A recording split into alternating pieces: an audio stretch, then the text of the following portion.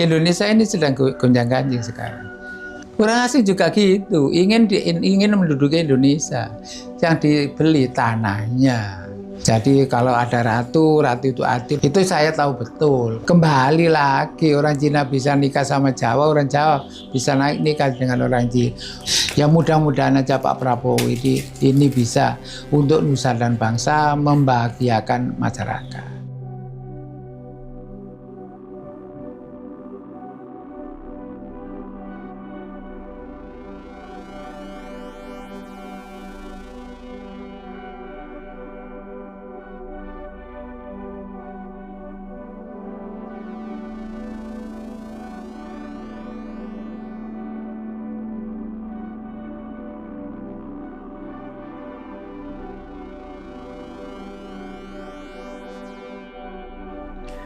Oke, pemirsa, jadi di kesempatan hari ini saya masih bersama Pak Sabar Supardi yang beliau ini tinggal di tengah hutan ini sudah berpuluh-puluh tahun sendirian, rumahnya juga tanpa listrik, dan beliau memang sengaja menolak adanya listrik yang masuk ke rumahnya ini.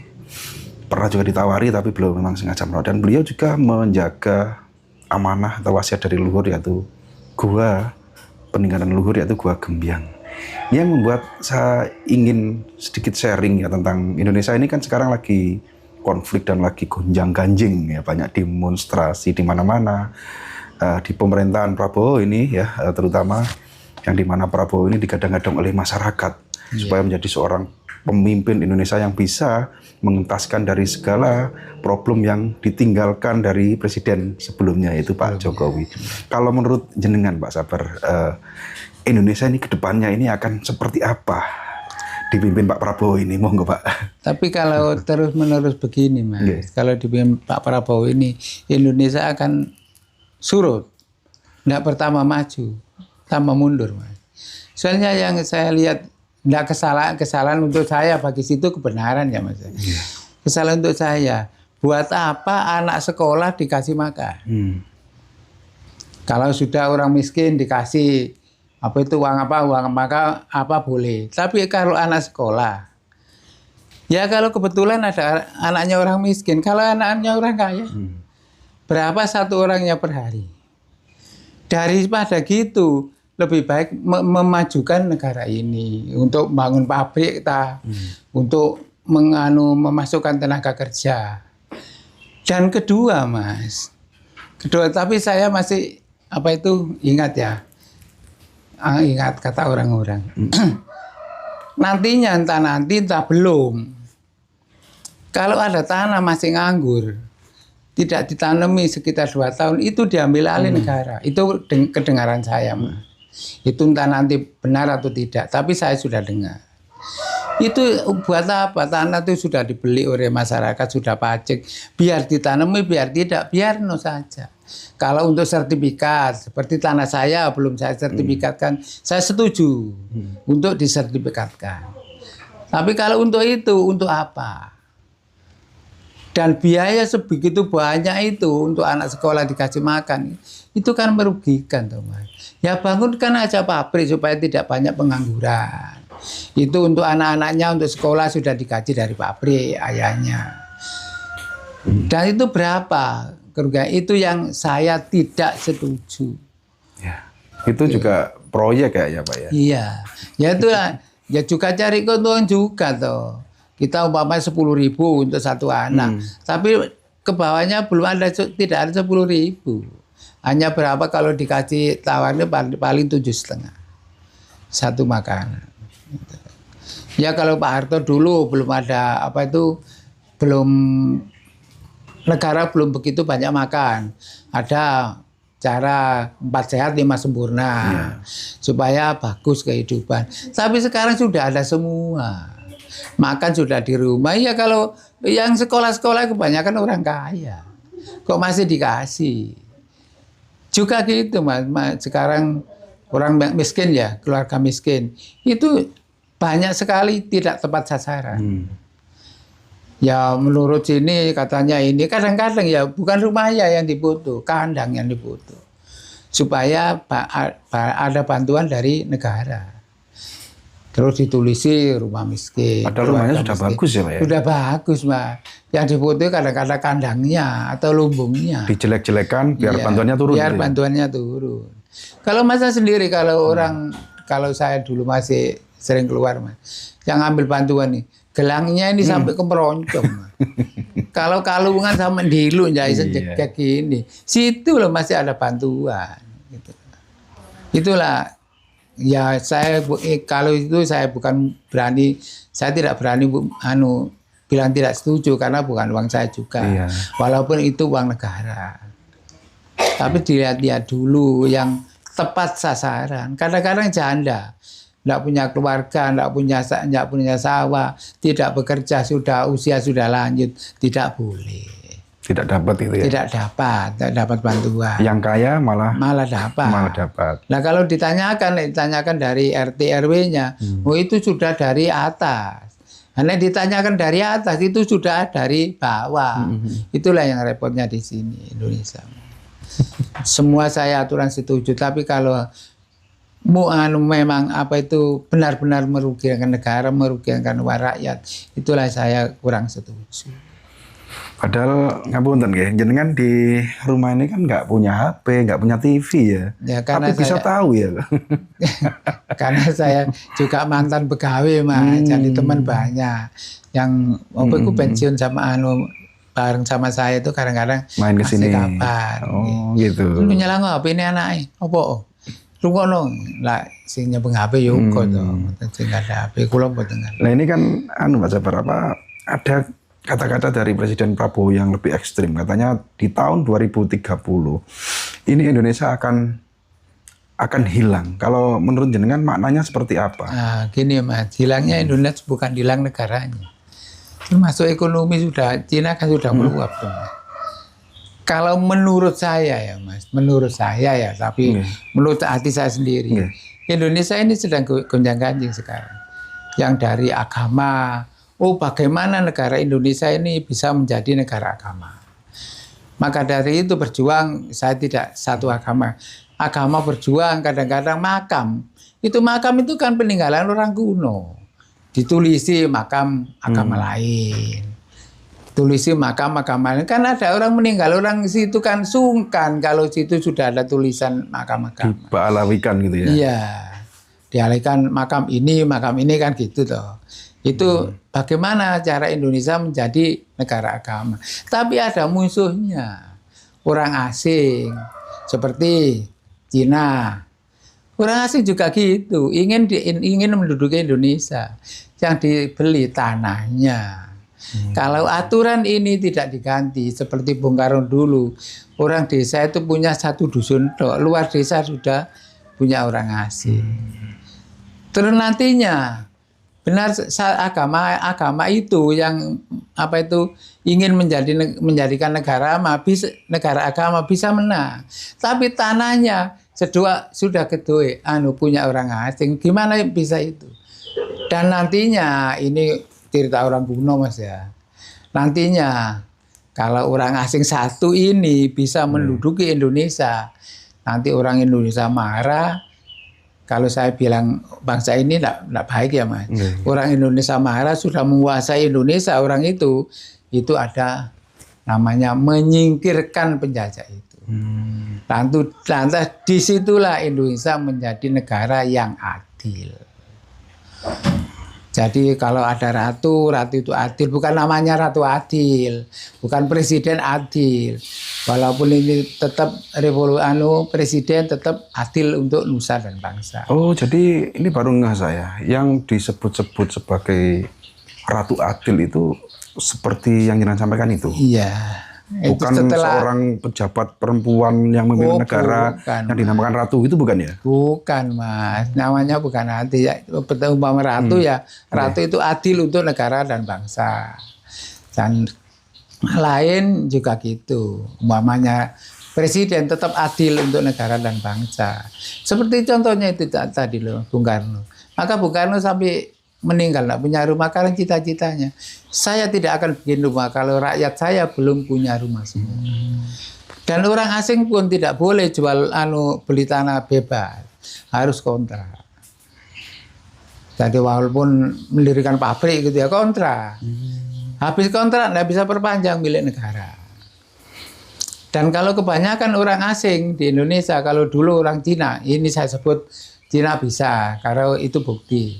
Orang Cina yang banyak dikembalikan, ada peraturan pemerintah nomor 10. Kebanyakan di Indonesia dikembalikan ke negaranya. Dulu Pak ya? Dulu iya Mas, waktu Bung Karno. Tidak boleh, orang Cina di sini terus-terus tidak boleh. Itu ada peraturan pemerintah nomor 10. Terus Cina banyak yang dipulangkan. Ada orang, itu tidak saya sebutkan. Orang lain hanya sedikit, negara lain. Paling banyak Cina. Nah, orang asing tidak boleh Mas, beli tanah bebas itu tidak boleh. Kalau orang asing kontrak. Kalau habis kontraknya, kalau tidak diperpanjang sudah kembali ke yang punya.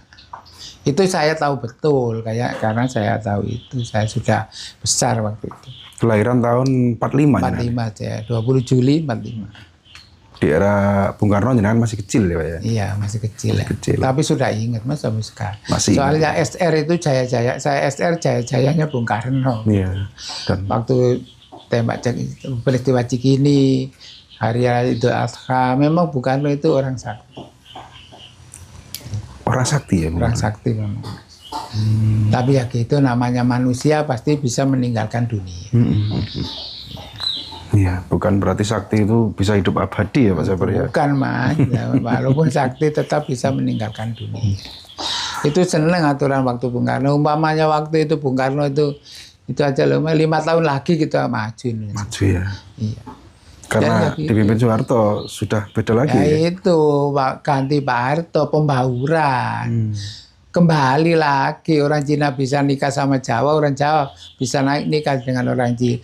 Kembali lagi itu sekarang banyak lagi itu. Makanya undang-undang atau peraturan itu tidak diganti. Orang dusun nanti ya punya dalam dusun itu, luar dusun sudah punya orang luar. Dan kalau dulu Mas, sekarang warisan itu ya, kalau mau dijual tanah saudara-saudaranya dulu, siapa yang mau beli harga segini. Kalau saudaranya tidak mau, baru orang luar. Diprioritaskan keluarga dulu ya? Keluarga dulu, Mas. Tidak boleh. Memang aturan itu dari negara. Jadi kalau warga tidak boleh, satu dusun itu. Siapa yang mau. Satu dusun tidak bisa, paling jauh satu kelurahan. Tidak boleh luar lagi. Kalau sekarang siapa yang bisa membeli mahal? Itu Mas, yang nantinya kita akan musnah dari itu. Karena tanah dijual itu. Ya maaf ya, ini setahu saya Mas. Ya tidak menjelekkan siapa-siapa, ini setahu saya. Ya mudah-mudahan aja Pak Prabowo ini bisa untuk nusa dan bangsa, membahagiakan masyarakat, mengenakan masyarakat. Tapi kalau menurut pribadi jenengan, kira-kira ini Prabowo ini memang berjuang untuk rakyat, ada misi pribadi menurut jenengan Pak? Saya kira ada misi pribadi Mas. Ada misi pribadi? Ya, seperti sekarang Nusewu ya, ini tidak mendahului kersanya Allah, anu karpe Gusti Allah. Sekarang anak sekolah dikasih makan. Itu supaya menurut saya loh Mas. Ya, menurut saya tidak menurut siapa saja, iya anak angan-angan saya. Itu seperti meluluhkan orang tua atau familinya, negara ini akan dijadikan apa. Kalau orang-orang sudah dikasih begitu kan manut toh Mas. Oh kita kayak gini kan sudah meninggi, pola sudah dimasuki duluan. Seperti Pak Harto dulu belum punya pinjaman teng IMF. Pak Harto dulu kan begitu. Tadi orang dikasih makan, nanti sudah lama-lama semua harus masuk Golkar. Seperti pegawai, apa itu pamong, semuanya masuk Golkar. Karena sudah dikasih duluan jadi luluh kan hati ini. Tapi jangan sampai ya Pak Prabowo seperti itu. Cuma angen-angen saya. Kan orang tua diluluhkan dulu dari anaknya. Oh dulunya partainya umpamanya ini. Oh karena sudah luluh dengan ketua partai ini, ya ikut aja seperti partai ini. Berarti ngapunten, metode Pak Harto itu dipakai Prabowo. Ya, mungkin seperti itu. Untuk mengambil hati rakyat. Hati rakyat. Tak keimangan dhisik ben manut karo apa sing omongne. Nek apa karepe BM napa sungkan jadi mau. Beliau enggak mengkaji bahwa sekarang itu era-era modern orang sudah pada pintar kan gitu ya. Enggak. Tapi ya itu tadi kalau sudah ketahuan gitu, enggak lulu. Maka dari itu saya sudah kayak gitu. Anu saya kalau bangun dikasih, oh ada semen satu sak, 2 sak saya terima. Walaupun pemerintah kalau bangun 1 unit di tanah saya tidak boleh. Kalau sudah ketahuan ada di situ, minta apa saja, luluh tuh saya. Terus mari dilungi sakmi ini, mau njaluk ngene gak dilungi. Padahal yang diberikan itu adalah uang dari rakyat, uang pajak ya. Iya. Karena dulu orang tidak tahu pajak itu buat apa uangnya kan ya. Ya, sekarang kan orang tahu bahwa uang pajak itu loh yang dibuat APBN kan gitu. Iya, pajak apalagi dinaikkan, apalagi gembar-gembarnya DPR gitu. Keumpama saya Mas, ini hati saya ya Mas. Okay. Sekarang tidak ada DPR tidak apa-apa Mas. Indonesia tanpa DPR pun masih tetap Indonesia ya? Loh, masih hidup. Kalau dulu DPR itu bersaing sama pemerintah. Sinergi ya? Iya. Jadi kalau pemerintah bikin aturan gini tapi karena menyengsarakan rakyat, DPR menolak. Iya. Tidak bisa. Betul-betul bersinergi dan memang DPR itu dari rakyat, oleh rakyat untuk rakyat kan gitu ya. Tapi sekarang tidak macam sagolongan hari ini. Iya. Sopo kata kuno dia manut. Sekarang umpama sekarang ya Mas. Dulu apa kok dikasih DPR? Memilih pemimpin itu yang milih DPR. Betul. Kita rakyat milih DPR untuk memilih pemimpin. Nah sekarang presiden pilih rakyat, terus bupati pilih rakyat, gubernur pilih rakyat. Untuk apa DPR sekarang? Bayar mahal. Dan kalau ada orang bilang begini, kalau mengumpulkan pemerintah mau bikin undang-undang, ya undang tokoh-tokoh masyarakat. Kan hanya kasih sangu sekali itu, kan nggak gaji terusnya. Undang tokoh-tokoh masyarakat kalau di kabupaten. Bupati ingin menjadikan ini, undang tokoh masyarakat kabupaten.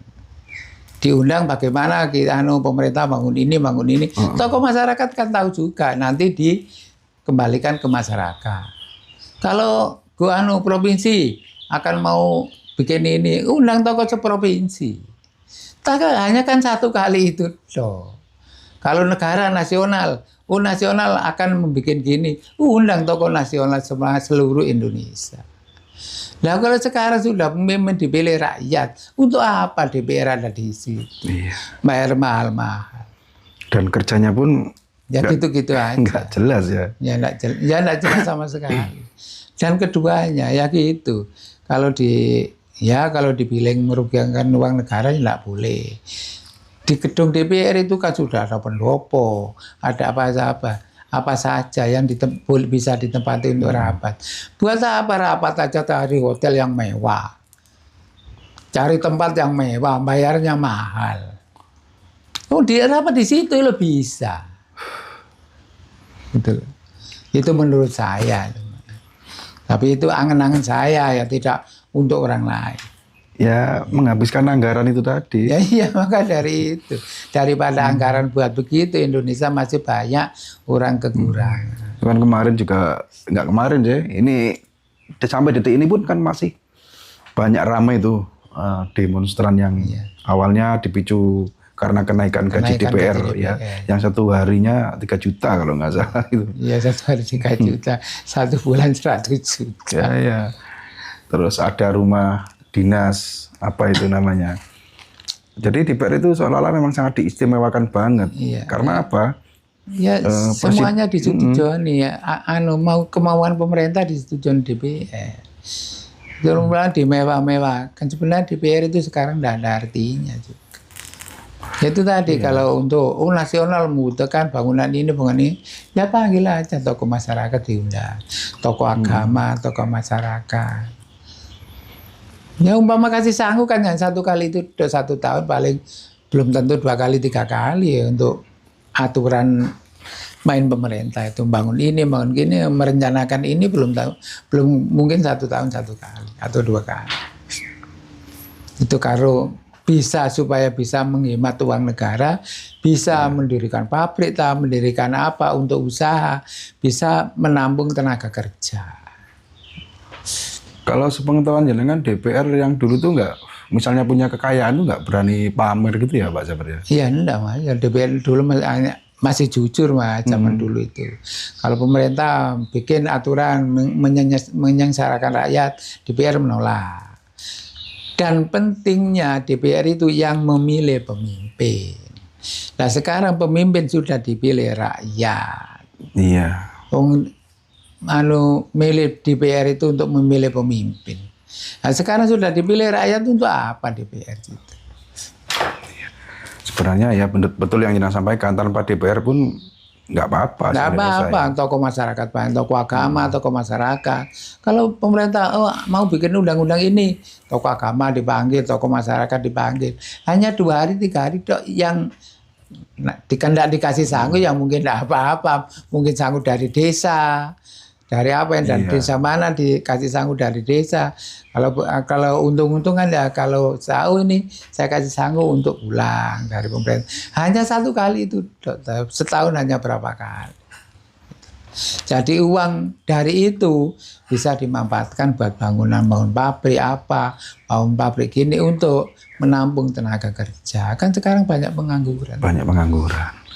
Kan saya juga menyayangkan semua pemimpin perusahaan itu dari orang asing. Mengapa kok tidak dari bangsa kita sendiri? Iya betul. Gitu loh. Padahal orang asing itu ya main bank kita, bukan bank dari sana. Yang dibangun bank pinjam ya dari bank kita. Apa saja bangunan pabrik mau pinjam dari bank kita. Mengapa kok tidak bangsa kita sendiri yang jadi pimpinan di situ? Semua pabrik besar kecil itu pimpinannya mesti orang asing. Iya. Itu yang saya sayangkan. Satu lagi Pak Sabar, barangkali Jenengan paham ya. Ini kan lagi dibicarakan banyak ya di kalangan budayawan, sejarawan tentang akan munculnya Satrio Piningit. Jenengan paham nggak yang dimaksud Satrio Piningit seperti apa? Loh, maksudnya Satrio Piningit bukan Satrio Piningit dipingit. Ya seperti itu tadi. Munculnya Satrio Piningit ada Ratu Adil itu ada.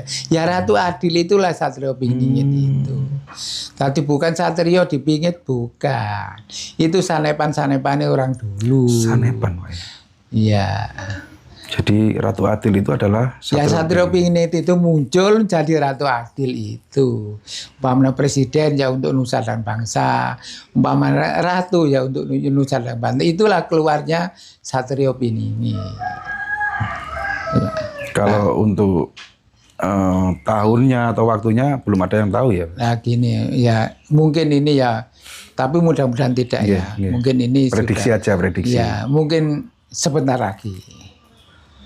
Sebentar lagi itu dalam waktu dekat ini? Iya, mungkin sebentar lagi. Akan muncul Ratu Adil Adil dari Satrio Piningit. Satrio sing disingkitno niku sanepane orang dulu. Jadi Satrio Piningit muncul Ratu Adil. Bukan ratu namanya Adil, bukan Ratu Adil untuk nusa dan bangsa. Pesan-pesannya Pak Sabar untuk aja Indonesia? Untuk Indonesia mudah-mudahan aja dipimpin Bapak Prabowo, Indonesia bisa maju dan Bapak Prabowo punya perhitungan untung dan rugi ini yang dikeluarkan oleh negara. Dan mudah-mudahan Satrio Piningit atau Ratu Adil itu Pak Prabowo ya? Iya, mudah-mudahan gitu. Tapi ya saya tidak menolak juga, ya mudah-mudahan gitu. Iya, yang terbaik untuk Indonesia lah intinya. Ya yang saya sayangkan itu tadi. Mengapa bangsa Indonesia banyak yang pinter-pinter, kok penguasa di pabrik-pabrik besar maupun kecil itu orang asing semua. Padahal orang Indonesia sudah, ya itu tadi, kalau pinter keluar. Kalau ada di Indonesia tidak ada ajinya, tidak ada ajinya. Iya. Tapi kalau kita mengharap Prabowo sebagai Ratu Adil yang dimaksud, atau Satrio Piningit yang dimaksud, kayaknya jauh. Karena apa? Prabowo sendiri menggandeng Cina dan Amerika. Amerika lah ya itu. Itu pedagang besar itu. Itulah. Ya, tapi ini gini ya Mas, ini cerita ya. Saya hanya meneruskan ya. Ya sekarang kan sudah begini. Saya bilang kan akan datang sebentar lagi. Kalau ini orang dulu bilangnya begini Mas. Ini nanti negara bisa dikuasai Cina sepenuhnya. Seperti itu, Pak. Ya. Tapi dikuasai Cina tidak lama. Nanti ada namanya kepruk Cina. Itu saya meneruskan orang zaman dulu. Nanti ada kepruk Cina. Itulah marah orang Indonesia mengeluarkan Cina semuanya dari negara Indonesia. Itulah baru muncul Ratu Adil ya, keluarnya Satrio Piningit itu. Nah, sebentar lagi kan sudah berkuasa di mana-mana orang itu, orang Cina itu. Ini saya meneruskan bicara orang kuno loh Mas. Yang saya dengar gitu. Itulah. Besok nanti ada gila-gilo. Wong Jawa kari separo, ini saya juga meneruskan. Cina Londo kari sak jodoh. Itu suruh milih, itu juga sanepan juga Mas. Jadi umpama jenengan milih kari separo apa kari sak jodoh. Pilihan yang sangat ini si malakama ini Pak. Lagi, umpama jenengan milih sing nopo. Wong Jawa kari separo, tembung gila-gilo, wong Jawa kari separo, Cina Londo kari sak jodoh. Nek jenengan milih sing pundi? Ya jelas kita milih Cina Londo kari sak jodoh. Nah, itu betul. Nek kita milih sing separuh, kalau Gusti Allah milih separuh dikasih perempuan semua. Nah kalau sak jodoh kan bisa, walaupun sak jodoh bisa punya anak, bisa cucu, bisa berkembang lagi. Tapi kalau dikasih separuh laki semua, kan akhirnya habis tuh Mas. Itu sanepan bukan pembuktian. Ya. Perlu ramesan atau apa ya? Itu sanepannya orang kuno dulu. Ini saya meneruskan cerita mbah saya dulu. Ya, banyak kan apa yang disampaikan orang dulu itu banyak yang menjadi kenyataan. Ya iya Mas, kenyataan. Dulu kan gini ada, kalau dulu itu pari itu merambat Randu Alas, ngikuti Randu Alas pari. Tapi sekarang dibalik, Randu Alas ngikuti pari. Kalau dulu kan ratu, karena rakyat itu apa katanya ratu, ngikuti Randu Alas. Tapi kalau sekarang jadi presiden dan ngerengek sama rakyat, besok jadi presiden. Maka dari ngerangkul orang rendah dulu lantas bisa jadi presiden. Jadi kebalikannya Randu Alas merambat pare. Jadi tolek bolo dile isane dadi ratu atau presiden. Ini pun keluar semua Mas. Sudah banyak terbukti. Banyak terbukti. Terus ini kita paling paling berat membuktikan. Besok itu ada orang dekor tidak bisa berjalan, bisa keliling dunia. Orang buta bisa ngitung lentang. Kan sudah sudah kejadian. Kados seperti Bapak Gus Dur. Orangnya kan tidak bisa melihat. Tapi bisa menandatangani uang miliaran. Iya. Seperti istrinya. Kan tidak bisa jalan. Tapi bisa mengelilingi dunia. Itu keluarnya bicara orang dulu. Salah satu bukti ya Pak? Iya, sudah banyak terbukti. Besok ono kereta mlaku dhewe, adanya mobil. Pulau Jawa dikalungi wesi ya. Keril kereta api kan itu ya. Mudah-mudahan Indonesia ke depan semakin baiklah. Gini, kalau menurut saya siapa yang dengar aja mudah-mudahan aja bisa terjadi yang baik. Walaupun sengsara berakit-rakit dahulu, berenang-renang ke tepian, jangan dibalik. Sekarang kejadiannya banyak dibalik. Bersenang-senang dahulu, bersakit-sakit kemudian. Jangan sampai kaya itu tidak ganti. Ya nyelengi supaya bisa kaya, nabung supaya bisa kaya. Jangan hutang supaya bisa kaya, enggak bisa. Ya, nabung dulu lah. Ya. Oke, Pak Sabar, terima kasih perbincangan kali ini sangat seru sekali. Kalau kita lanjutkan ini nggak habis-habis. Mudah-mudahan bisa ada waktu ke sini lagi. Insya Allah, dan mudah-mudahan tangan kali ini bermanfaat. Ya, menjadi pembelajaran lah buat kita semua. Ya, sama-sama tahu bahwa keadaan Indonesia seperti ini. Jadi sebagai rakyat jelata kita hanya mampu berdoa ya Pak Sabar. Berdoa supaya bisa benar, baik, menyejahterakan rakyat. Supaya rakyat sejahtera. Oke, panjenengan sehat selalu Pak Sabar, matur nuwun waktune. Untuk tahun kali ini teman-teman saya akhiri sampai di sini dulu. Jadi mohon maaf apabila ada salah ucap maupun kata yang kurang baik di tayangan kali ini. Kami mohon maaf ya sebesar-besarnya. Saya akhiri, billahi taufiq wal hidayah. Assalamualaikum warahmatullahi wabarakatuh. Waalaikumsalam warahmatullahi wabarakatuh.